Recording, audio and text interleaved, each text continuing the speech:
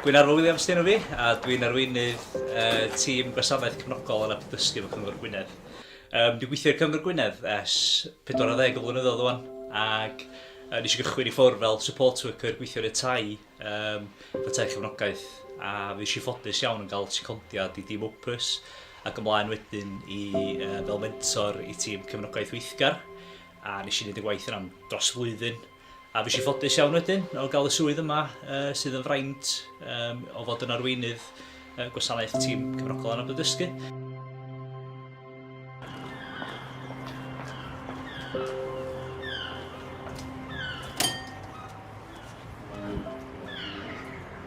Be dwi'n gweld yn ddiddorol am y swydd ydy yr effaith positif ti'n gael ar unigolion sydd efo Anableddau, bod nhw'n mynd i'r gymuned a bod nhw'n cael cyfleoedd a bod y staff wedyn yn cefnogi nhw'n y ddull active support. I drio gael gorau allan o'u bywydau nhw i gyfarch i anghenion nhw mor proffesiynol a bosib bod ni'n darparu gwasanaeth o safon.